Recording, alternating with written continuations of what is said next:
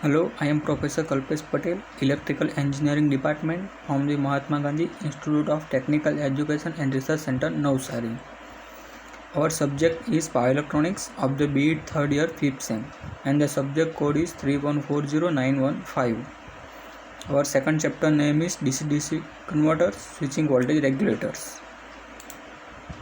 This is the flow of contents, from which in our previous two lecture we completed the linear voltage regulators and the concept of switching voltage regulators and its advantages.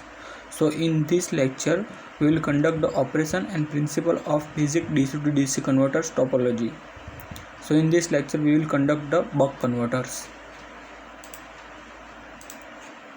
So this is the basic block diagram of the switching voltage regulators, in which one input is given and output is taken. So output is the control output, but input given to the converter is uncontrolled. That means if we want to maintain the constant output voltage for our particular load from the variable input source, we have to regulate the DC voltage. So the basic DC to DC converter, buck converter, which is used to step down the input voltage at a desirable constant output voltage.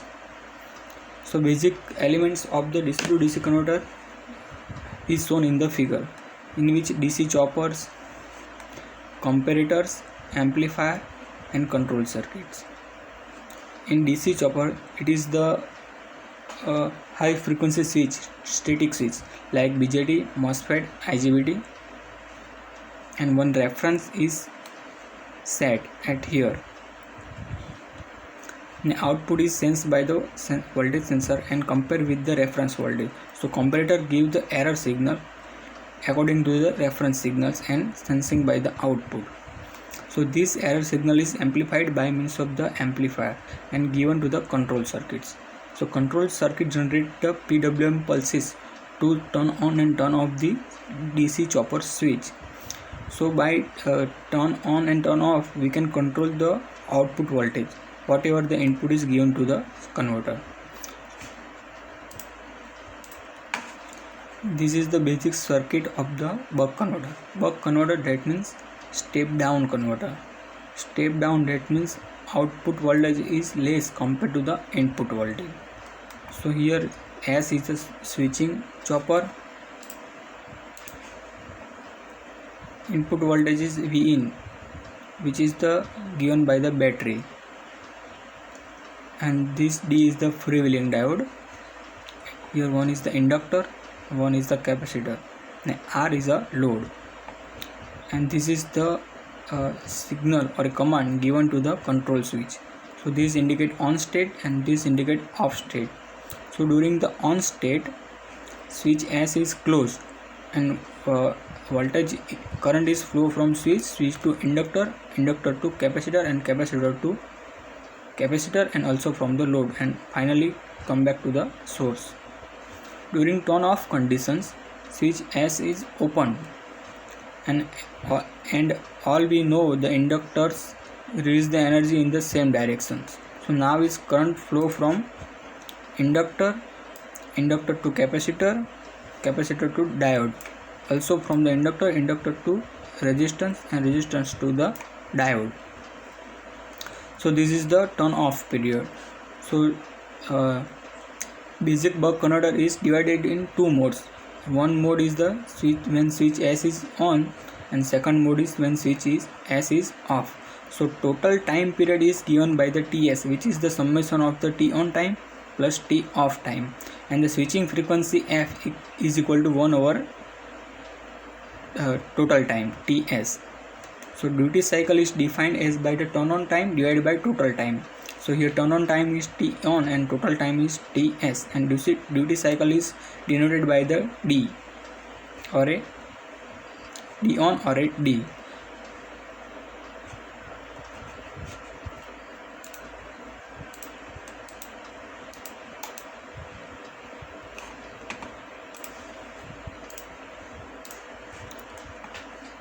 Two modes of operation when switch S is on and when switch S is off. So when switch S is on, voltage across the inductor, which is given by the V input voltage minus V output voltage. So in this mode, when switch S is on, inductor current rises linearly from some base current IA to the peak point IL. When switch S is off, so the now current is decreasing from peak value to this point to the IE. So in these conditions, the voltage across the inductor become the negative. So it is the minus VO and given by the minus VO. So during turn on time, voltage across the inductor is the V in minus VO, while switch S is the off. So the voltage across the inductor become the negative, and which is the magnitude is V0, which is equal to the output voltage.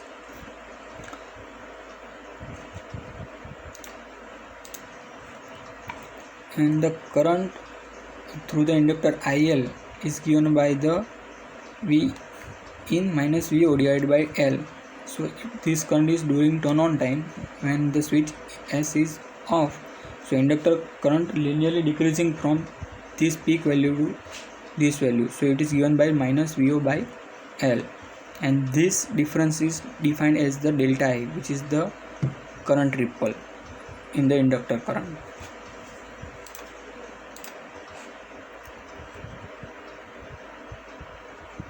Now the inductor current is given by the 1 over L V dt. So during turn on time, the dt time is T on, so it is T on. And voltage across the inductor during turn on time is V in minus VO. So the delta I during the turn on time is given by the 1 over L V dt equal to the V in minus VO into dt equal to T on time. So during turn off time, voltage across the inductor is VO by L and multiplied by the turn off times. So if we compare these two equations, delta I equal to this and delta I equal to this, so it becomes VO minus V in minus VO divided by L T on equal to VO by L T off. If we solve this equation, we get the equation like this: VO by V in equal to T on divided by T on plus T off, and T on plus T off equal to total time Ts. So T on by Ts, and this is defined as the output by the input voltage. It is the duty ratio. So the duty ratio is given by the turn on time divided by the total times.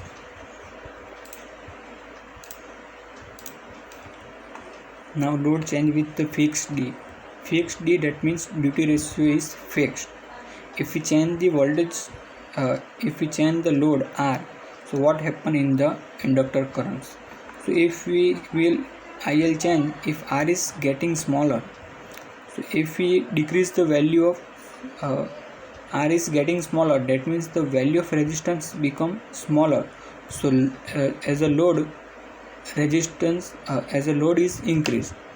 If resistance decreasing, so we can say that load is increasing. So in these conditions, this current become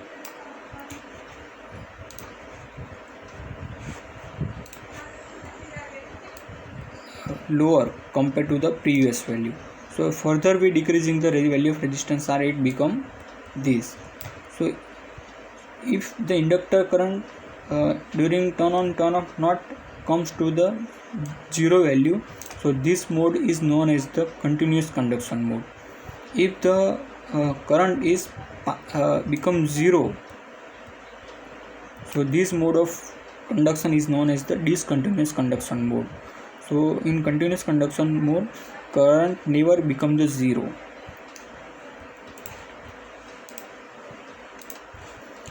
So this we can understand easily by the diagram. Load changes R1, the magnitude R1 is less than the R2, and value of the R2 is less than the R3. So if we, from this diagram we can say that if load is increased, the current through the inductor become decreasing. So these two mode in which current is not becomes 0. So this is the known as the continuous conduction mode or continuous conductor current. But in the R3 load, it becomes 0 at this point at the end of the cycles. So this mode of operation is known as the discontinuous conduction mode.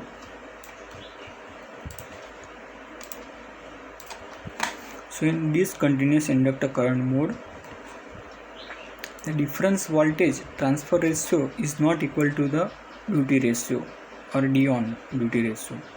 So in discontinuous conduction mode, the current ripple is higher. So in this situation we can easily see that this is the continuous conduction mode. So in this mode, the ripple current in inductor is less, while in this mode with load R4, in this mode the current is become 0. So this mode is known as the discontinuous conduction mode, and the ripple in the inductor current is increased. So if we want to decrease the ripple current in inductor, we have to operate the chopper into the continuous conduction mode. So the boundary of the continuous conduction mode and discontinuous conduction mode, that means what is the minimum value of inductor required to operate the buck converter in the continuous conduction mode. So this value of inductance is defined as by L minimum. So in buck converter, delta I is defined as the voltage across the inductor, which is the VO by L minimum into T of time, and this delta I equal to VO by T off by L minimum. So this is the average current. So its value is defined by 2IA. So this minimum value of inductance required is L minimum equal to the VO D off divided by 2I average into Fs, where Fs is the switching frequency and I average is the average current of the flowing through the inductors.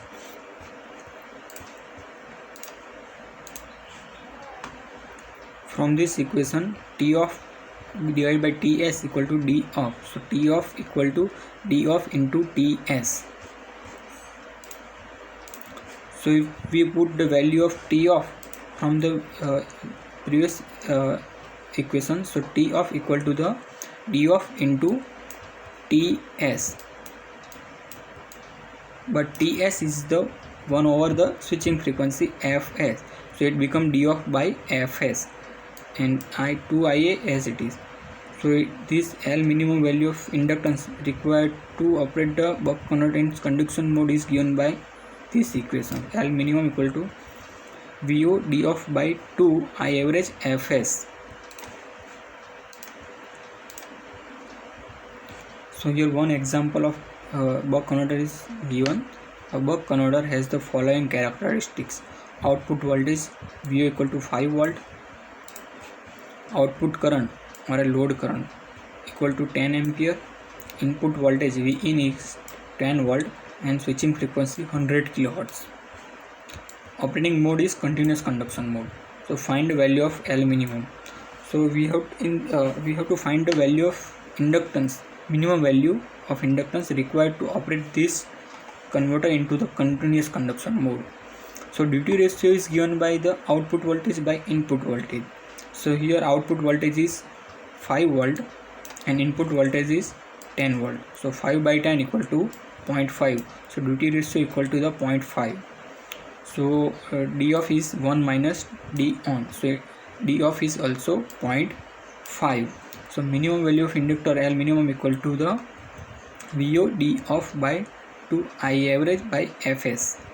So VO equal to the output voltage is the 5 volt, D off equal to the 0.5 divided by 2 I average or load current IO equal to the 10, and Fs switching frequency is 100 kilohertz. So it is 10⁵. So by solving this equation we get the 1.2 microhenry, which is the required value of the minimum inductance L. So this converter operate in the continuous conduction mode. So buck converter is the output voltage 5 volt which is less than the input voltage. So buck converter convert the or step down the input voltage. So this is the circuit diagram of the buck converter. So in this converter,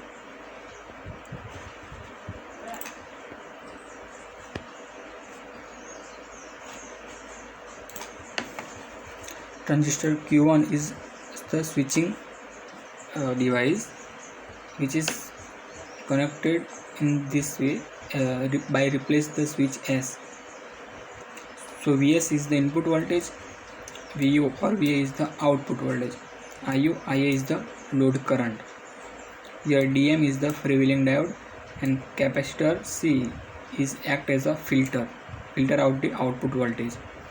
So here two modes of operations. One mode is when Q1 is on and one second mode is the Q1 is off.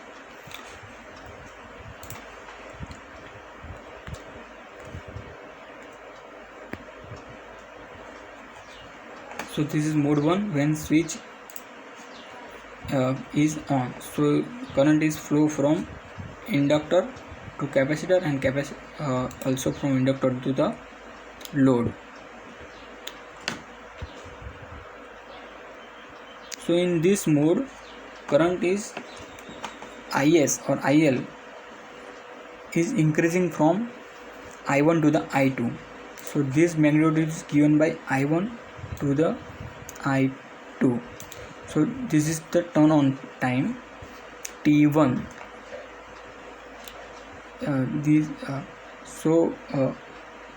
Vs is the appear across the load. So it is the Vs, but its peak value is Vs, but the on time is only for the T1. So in these situations, current is linearly increased from I1 to the I2.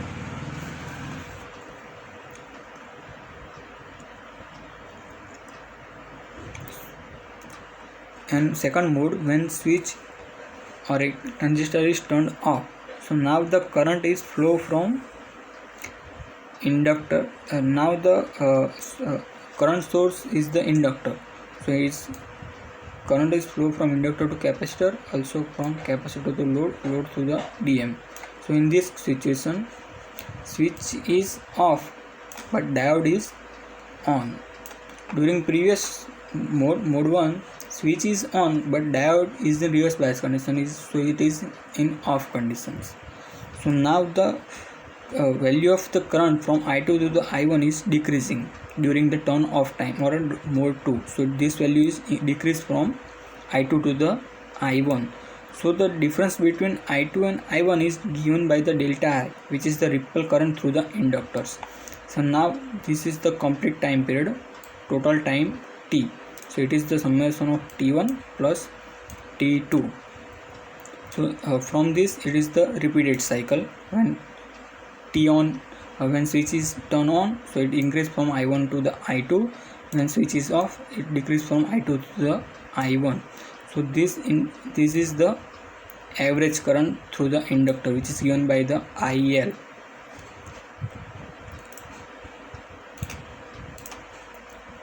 And this waveform indicates the current through the capacitors, and this waveform indicates the voltage across the capacitor, and delta Vc is the ripple voltage in capacitors. Now the output current Io is assuming constants, because turn on time voltage source is considered as the input voltage, while turn off time the remaining current is supplied by the inductor. So the output current Io is remain constant during turn on and also the turn off time. So the voltage across the inductor L is generally in general form is given by the EL equal to L di by dt, assuming that the inductor current rises linearly from I1 to the I2. So di is defined by the I2 minus I1 by T1 during turn on time. So this di by dt equal to the I2 minus I1 divided by T1, and voltage across the inductor is given by the input voltage minus output voltage. So EL equal to the Vs minus Vo equal to the L as it is, and di by dt equal to I2 minus I1 divided by T1. So it is the L. I2 minus I1 is the ripple voltage, ripple current in the inductor. It is defined by the delta I. So Vs minus Va equal to L delta I by T1. So T1 equal to L delta I divided by Vs minus Va. And when switch S is off, so inductor current falls linearly from I2 to the I1 during time T2. So in these conditions, the voltage across the inductor become the negative voltage of the output voltage. So it is the Va, and voltage across the inductor is defined as the L di by dt during T2. So in these situations, current is decreasing from I2 to the I1, so it is the negative value. So this negative and this negative will cancel out, and T2 equal to the delta IL divided by Va. So now delta I equal to the I2 minus I1. It is the peak to peak ripple current in the inductor. So delta I equal to the Vs minus Va T into T1 divided by L.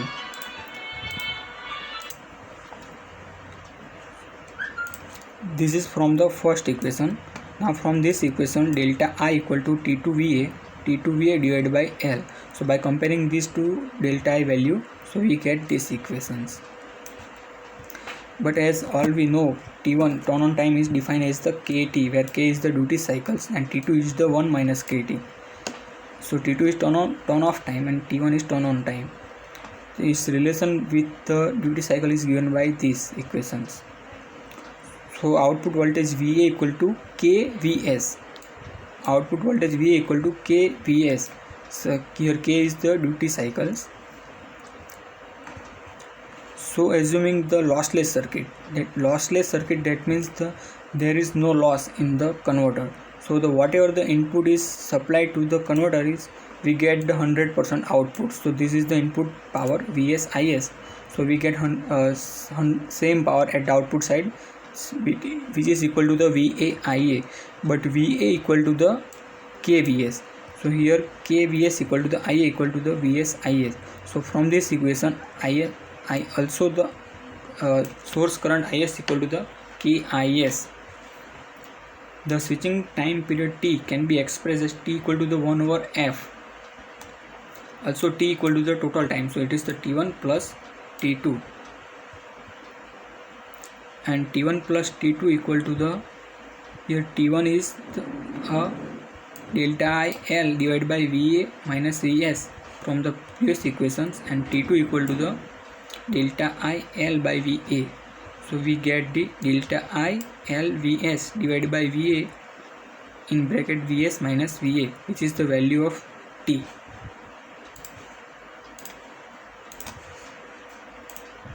So from these equations, we get the value of delta I equal to the Va in bracket Vs minus Va divided by FLVs, where Va is the output voltage, Vs is the input voltage, F is the switching frequency, L is the inductance, and Vs is the input voltage. So if we take common, Va equal to the KVS. So if we take Vs is common, so it is Vs K. Here 1 minus KVS, so here remain only K. So this Vs and this common Vs will cancel out, and we get the delta I equal to the Vsk 1 minus K divided by FL. Using Kirchhoff's law. Kirchhoff's law, that means the summation of the current, which is equal to the input currents. So here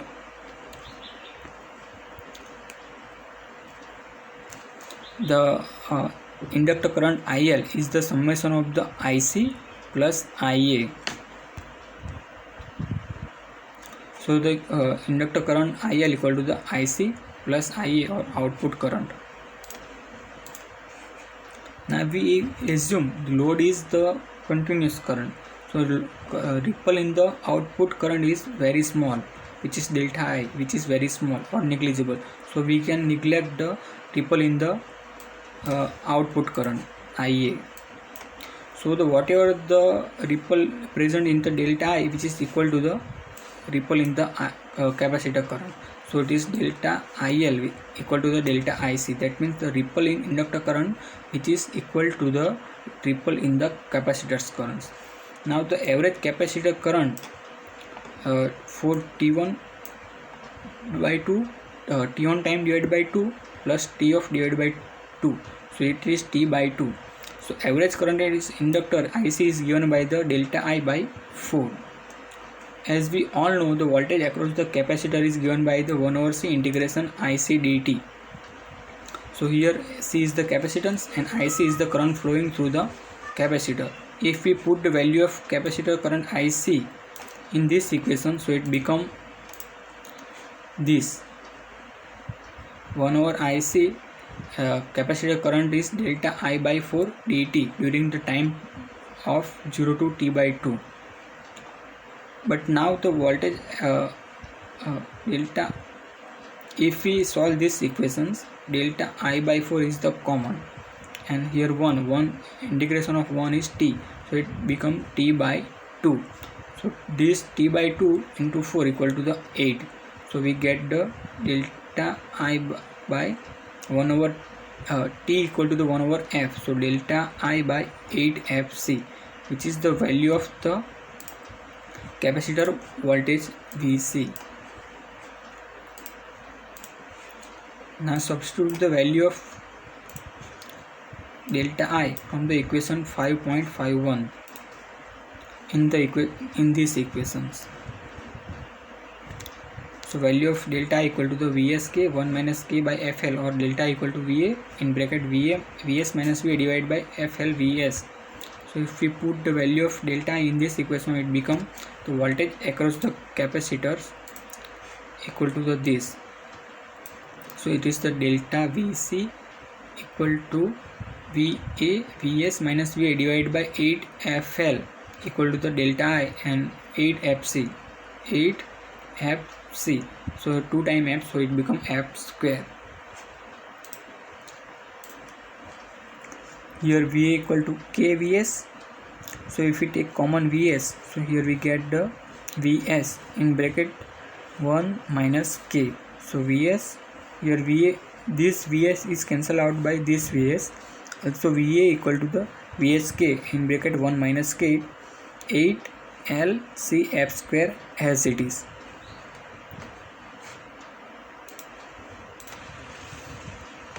Now the condition for the continuous induction current and the capacitor voltage. If IL is the average inductor current, so ripple in inductor current delta I is defined as the 2IL. Well, IL is the average current through the inductor. So if we put the value of delta I equal to 2IL, so delta I from this equation Vsk 1 minus k by Fl. So Vsk 1 minus k divided by Fl equal to the 2 Vsk 1 minus k into k divided by the Fl equal to the 2IL. So IL is the also the output current, so it is the IA. So it becomes the 2IA equal to the kVs by R. Here kVs equal to the output voltage. So the current is the voltage divided by the resistance. So output voltage is kVs divided by the resistance R. So which give the critical value of the inductance LC. So LC equal to, if we take this inductor is the critical value of inductor for continuous conduction of the inductor current. So it is LC equal to 1 minus k into R divided by 2F. So this Vs is cancel out, this k and this k is cancel out. So LC equal to the 1 minus k into R divided by 2F as it is. So here we get the value of inductor, critical value of inductor for the continuous continuous inductor current and capacitor voltage. So this is given by these equations. Same manner, if the Vc is the average capacitor voltage and capacitor voltage ripple voltage defined as delta Vc equal to the 2Va. So here Va is the average output voltage. So delta Vc is from this equation. Vs k 1 minus k divided by 8 Lc f square. So Vs 1 minus k divided by 8 Lc f square equal to the 2Va. Va equal to the kVs. So this equation gives the critical value of the capacitance. So if we take this value is the critical capacitance, so it's Cc equal to the, here kVs is cancel out, Vs k is cancel out. So this Cc equal to the 1 minus k divided by 8 into 2 equal to the 16. L as it is and f square. So this equation gives the critical value of the capacitance for the continuous constant capacitor voltage. So the buck regulator require only one transistor as a switching element. So it is very simple and high efficiency, greater than the 90% compared to the linear voltage regulator has the about 25 to 30% efficiency. And the di by dt of the load current is limited by the inductor L. So ripple in the output current is limited by the value of the inductance N. However, the input current is discontinuous. So by smoothing filters like a capacitor is required in input sides. Now examples. Find the value of LC filter for the buck regulator. The buck regulator has the input voltage Vs equal to 12 volt and required average output voltage Va equal to 5 volts at R equal to 500 ohms. Here R is the resistance, and peak to peak output ripple voltage, it is the delta Vc equal to 20 millivolt, and the switching frequency F equal to the 25 kilohertz, and peak to peak ripple current, so it is delta I equal to the 0.8 ampere. So determine the duty cycle K, B filter inductance L, and filter capacitance C, and last one is the critical value of L and C. So we derive all the equations of the inductance and capacitor. So by this parameter we can solve this problem. So Vs equal to 12 volt, which is the input voltage. Delta Vc is the output ripple voltage equal to the 20 millivolt. Delta I output ripple current is the 0.8 ampere. F switching frequency equal to the 25 kilohertz. Va equal to the output voltage is the 5 volts. So Va equal to the kVs. Here k is the output by the input. So output is Va by Vs. Output is 5 by 12. So duty ratio is the 0.4162 into the Vs voltage. So from duty cycle K, so it is the 0.4167 in percentage, it is the 41.67%. Now B, find the filter inductance L from the equation 5.515. So this value gives the value of the inductance L.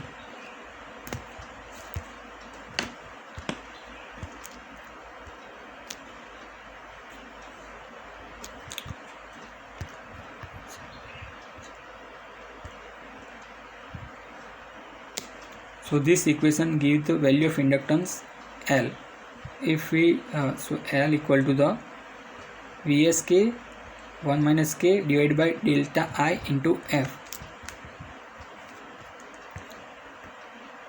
So Vs equal to the 12 divided by the delta Vsk 1 minus k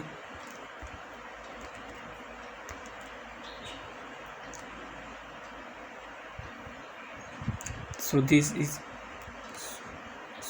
equations L equal to the VA, Vs minus VA divided by delta I into F Vs. Here VA equal to the output voltage is 5 volt, Vs is 12 volt and VA is 5 volt divided by delta I equal to the 0.8, F switching frequency 25 kilohertz and Vs equal to the 12. So if we put this value in these equations, we get the value of inductance L equal to the 145.83 microhenry. Now the value of capacitance C.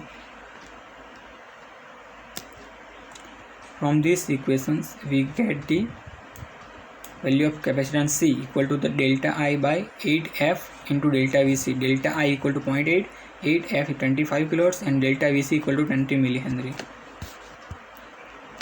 So this is 0.8 by 8 into 20 millivolt and 25 kilohertz. So this equation gives the value of capacitance 20 microfarad.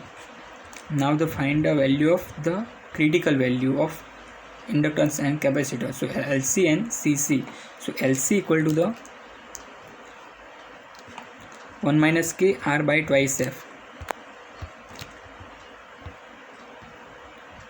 1 minus K R by twice F. 1 minus K duty ratio 0.4167 into R 500 divided by 2 into F 25 kilohertz.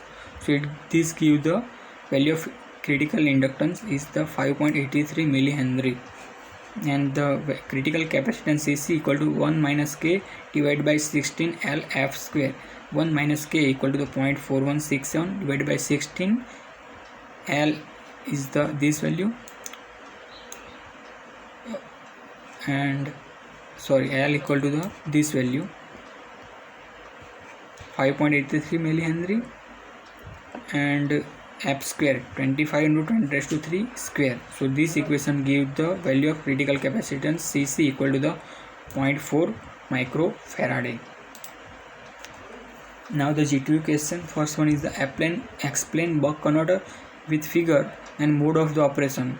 So two modes, when turn on, switch as is turn on and switch as is turn on with this output equation. So in this question you have to derive the output voltage equation VA equal to the KVS. Also explain the working of buck switching regulator circuits, which is same. Explain the term duty cycle and chopper frequency will be asked in the 1 marks. So you have to just only define the duty cycle and the chopper frequency. Fourth one is explain duty cycle and chopper frequency. So this is 3 marks. So you have to derive the expression for the duty cycle K equal to T1 by T and chopper frequency F equal to 1 over Ts. Fifth one is what do you mean by the continuous conduction mode and discontinuous conduction mode of operation of the chopper. So in this mode you have to explain the two modes, continuous conduction mode and discontinuous mode of the chopper. Sixth one is the list the application of DC chopper. So in this application we have to write down the different application of the chopper like battery charger, SMPS, mobile chargers, etc. And last one is explain the basic principle of the DC chopper. So it will be asked for 4 marks, so we have to explain in shorts.